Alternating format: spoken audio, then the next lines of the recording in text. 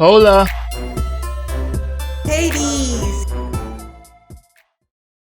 अस्सलाम वालेकुम दोस्तों, वी होप कि आप सब ठीक होंगे। हॉरर मूवीज़ देखने का शौक़ हम सबको होता है। हॉरर मूवीज़ जैसे कॉन्जरिंग, इंसीडियस और पोल्टरगाइस्ट के हम सभी दीवाने होते हैं। और इसी तरह की मशहूर मूवीज़ में एक नाम और भी है जो आपने ज़रूर सुना होगा, एनाबेल। जी हाँ दोस्तों, एनाबेल एक डॉल है जिस पर कई मूवीज़ बन चुकी हैं जो एनाबेल, एनाबेल क्रिएशन और एनाबेल कम्स होम के नाम से जानी जाती हैं। दोस्तों, इन मूवीज़ की ख़ास बात यह है कि ये सब horror movies based on true stories हैं। इन मूवीज़ की कहानियाँ असली ज़िंदगियों पर मबनी हैं। यह हैरानकुन बात तो है, बट इट्स ट्रू। दोस्तों, रियल एनाबेल डॉल कुछ इस तरह दिखती है। मूवीज़ के लिए इस डॉल का जो रेप्लिका बनाया गया वो इस तरह का है। एनाबेल का किस्सा शुरू होता है 1970 में, जब एक लड़की जिसका नाम डोना था, उसकी माँ ने उसे बर्थडे पर एक डॉल गिफ्ट की। डोना को डॉल बहुत पसंद थी।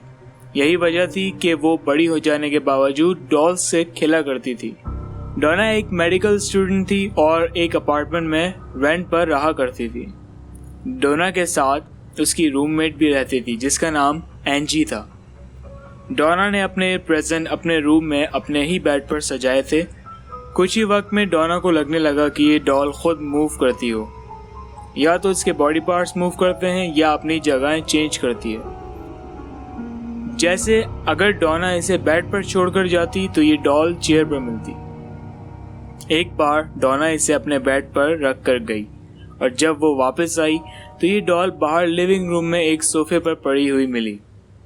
इसी तरह ये अजीब हरकतें चलती रहीं और एक बार जब डोना और एंजी घर वापस आईं तो उन्होंने देखा कि उनके रूम में ढेर सारे पेपर्स बिखरे पड़े हैं और उन पर लिखा है हेल्प। डोना और एंजी बहुत डर गईं, लेकिन फिर किसी का मजाक समझकर उन्होंने इस अजीब वाक़ये को नज़रअंदाज कर दिया। कुछ दिनों बाद डोना कॉलेज से घर वापस आई तो एंजी के साथ उसने देखा कि एनाबेल रो रही है और उसकी आंखों से खून बह रहा है। उन्होंने फौरन एक प्रीस्ट से राब्ता किया जिसने बताया कि इस डॉल को किसी डीमन ने पोजेस्ड किया है और जिसने इसे पोजेस किया है उसका नाम एनाबेल हिगिंस है। जब उस प्रीस्ट ने इस डॉल से बात करनी चाहिए और उससे पूछा कि वो कौन है तो उसने बताया कि वो एनाबेल है और यहाँ कई सालों से रहती है। उसकी मौत 7 साल की उम्र में हो गई थी। फिर इस डॉल ने इस प्रीस्ट से कहा कि वो इन दोनों लड़कियों के साथ खुद को सेफ महसूस करती है। एनाबेल ने उस प्रीस्ट से फिर एक अजीब बात पूछी। उसने कहा कि ये प्रीस्ट इन लड़कियों से पूछे कि क्या वो इसको अपने साथ रख सकती हैं। वो दोनों जो कि मेडिकल की पढ़ाई कर रही थीं और दूसरों की भलाई उनका पेशा था, इन्होंने इस डॉल को साथ रखने की इजाज़त दे दी। कुछ ही दिनों में डोना के साथ एक और रूममेट रहने आ गया जिसका नाम लू था। लू को ये डॉल बिल्कुल पसंद नहीं थी और वो चाहता था कि इस डॉल को दूर फेंक दिया जाए, पर डोना और एंजी को लगता था कि ये डॉल उन्हें नुकसान नहीं पहुंचाएगी क्योंकि ये 7 साल की बच्ची की रूह है जो सिर्फ प्यार चाहती है। लेकिन वो लोग गलत थी। एक रात लू अपने रूम में सो रहा था जब उसे कुछ घुटन सी महसूस हुई। उसकी आँख खुली तो उसने एक बच्चे की हंसती हुई आवाज़ को सुना और जब उसने रूम में इधर उधर देखा तो सामने उसे एनाबेल डॉल रखी हुई मिली और वो एनाबेल डॉल फिर आहिस्ता आहिस्ता लू के करीब आने लगी। वो लू के करीब आकर वो डॉल रुक गई।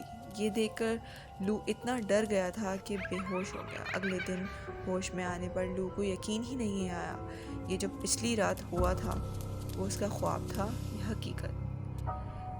दोस्तों, एक दिन लू और एंजी अपार्टमेंट में अकेले थे। उन्हें दूसरे रूम से कुछ गिरने की आवाज़ आई। उन्हें लगा जैसे या तो रूम में कोई है या तो फिर घर में चोर घुस आया है। लू ने जब चेक किया तो रूम में कोई नहीं था और एनाबेल ज़मीन पर गिरी हुई पड़ी थी। जैसे ही लू उसके पास गया उसको अपने चेस्ट में एक तेज़ दर्द महसूस हुआ, जैसे कोई उसे नोच रहा हो। लू ने जब शर्ट उतार कर देखा तो उसे नाखूनों के निशान मिले जिसमें से खून बह रहा था। उन लोगों ने डर कर एक दूसरे प्रीस्ट से रब्ता किया जिनका नाम फादर हेगन था। फादर हेगन को लगा कि इस स्पिरिट के लिए किसी बड़े प्रीस्ट की मदद की ज़रूरत होगी, तो उन्होंने फादर कुक को कांटेक्ट किया और फादर कुक ने एड और लोरेन वॉरेन को। एड और लॉरेन वॉरेन पैरानॉर्मल इन्वेस्टिगेटर्स हैं, जिनको आपने कंजरिंग मूवी में भी देखा होगा। दोस्तों, ये उस वक्त के सबसे काबिल पैरानॉर्मल इन्वेस्टिगेटर्स हैं। जब वॉरेंस ने फादर कुक के कहने पर उस डॉल को इन्वेस्टिगेट किया तो उन्हें पता लगा कि उस डॉल में एक बच्ची की स्पिरिट नहीं, एक डीमन की स्पिरिट थी, जिसे ये लोग शैतान यानी शैतान भी कहते हैं। इस शैतान का मकसद प्यार या सेफ्टी पाना नहीं था, बल्कि डोना या एंजी में से किसी की बॉडी को पोजेस्ट करना था। ये सुनकर डोना बहुत डर गई थी और इस डॉल को वॉरेंस के हवाले करना चाहती थी। एड और लॉरेन वॉरेन इस डॉल को अपने साथ लेकर अपने घर जा रहे थे कि रास्ते में इनकी गाड़ी ख़राब होना शुरू हो गई। ब्रेक्स फेल हो गए और स्टीयरिंग व्हील लॉक होना शुरू हो गया। तब इस डॉल पर हॉली वाटर छिड़ककर वॉरेंस ने इसे काबू किया। दोस्तों, बहुत मुश्किल से ये डॉल को घर ले जाने में कामयाब हो गए। वॉरेंस के घर पर भी ये डॉल मूव करना बंद नहीं हुई। एक रूम से दूसरे रूम में जाना इसकी आदत में शामिल हो गया था। जब वॉरेंस ने एक Catholic priest father Jason Bradford को बुलवाया ताकि इस डॉल को और घर को क्लेंस करवा सकें। फादर जेसन ने इस डॉल से कहा कि तुम सिर्फ एक डॉल हो और तुम किसी को नुकसान नहीं पहुंचा सकती। ये कहकर वो फादर अपने घर को चले गए और कुछ ही देर में उन्होंने एड वॉरेन को फ़ोन करके बताया कि वो एक एक्सीडेंट में मरते मरते बचे हैं। ये सुनकर वॉरेंस ने डिसाइड किया कि इस डॉल को स्पेशल वुडन केस में लॉक करके रखा जाएगा और उस डॉल को उस म्यूज़ियम में रखा जाएगा जिसमें वॉरेंस के तमाम वो पोजेस्ड ऑब्जेक्ट होते हैं जिसे वो अपने दूसरे केसेस से सॉल्व करके घर पर ले आए थे। ये म्यूज़ियम भी हकीकतन मौजूद है, जिसे वॉरेंस ऑकल्ट म्यूज़ियम का नाम दिया गया है।